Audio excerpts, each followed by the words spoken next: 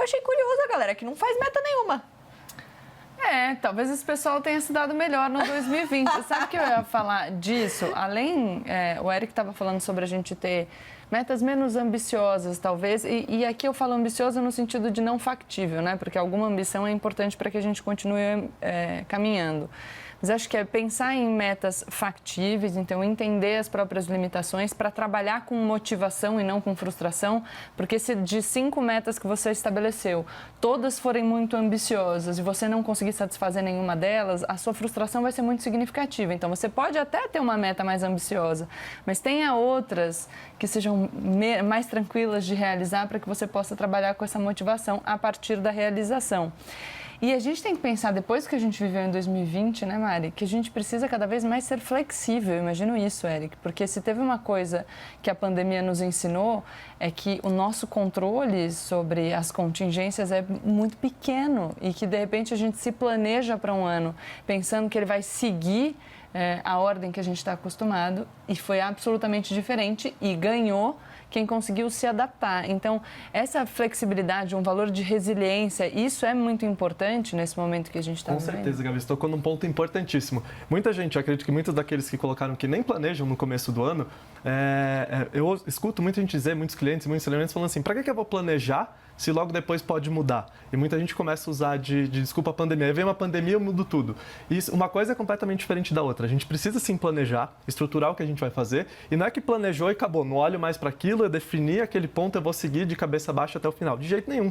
A gente evolui, a gente cresce, a gente aprende. E com todas as coisas que acontecem ao nosso redor, esse ano tá aí, o ano passado está aí para mostrar o quanto a gente aprendeu, o quanto a gente se desenvolveu com isso, que a gente precisa sim se adaptar. Então sim, vamos planejar e ao longo das coisas, conforme eu vou crescendo, aprendendo, caminhando em direção das minhas metas, eu reviso esse planejamento. Eu ajusto, não é bem por aqui que eu quero seguir, eu quero ir para lá, mas o tempo todo a gente tem que ter o foco buscando aquilo que a gente quer, buscando aquilo que é importante para a gente. Deixar a vida seguir, e eu já passei por isso lá atrás, dentro de mudança de carreira, aquele modo de vida zumbi. Eu acordo para trabalhar porque eu tenho que pagar conta e a vida é só essa e vamos seguindo, vamos vivendo. É muito pouco porque a gente está aqui para fazer, pelo potencial que a gente tem como ser humano, pelo o tanto que a gente pode aprender, crescer, evoluir, contribuir. Então, sim, ser flexível, adaptável, que o nosso planejamento vai mudar e a gente precisa continuamente estar atento a ele para alcançar sempre o que é mais importante para a gente. E como não deixar o ano passado atrapalhar o nosso começo de ano, Karnal? Porque é aquilo, a gente tem aquela empolgação do recomeço, mas uma empolgação depois de um ano tão difícil como 2020, né? Acho que as pessoas também estão trazendo um pouquinho do que foi 2020 para 2021. Então, como respirar e pensar nesse recomeço? Eu gosto muito da ideia de que o ano difícil nos produziu naturalmente cicatrizes e é uma frase que eu já li, que as cicatrizes são um sinal claro de que eu sobrevivi ao que me atacou. Então, cada corte que eu tenho no corpo, cada cicatriz física ou psíquica, é sinal de que eu fui mais forte. Mas se vocês querem pensar em pensamento mágico simpático, 2021 é o ano do boi de metal no horóscopo chinês. Então, isso significa constância, lealdade, método, ou seja, é melhor guardar promessas nesse ano, o ano do boi de metal. Coisas, símbolos na Ásia de trabalho, de esforço, de lealdade. Então, usem essa metáfora mágica para pensar que a principal meta é sempre se conhecer.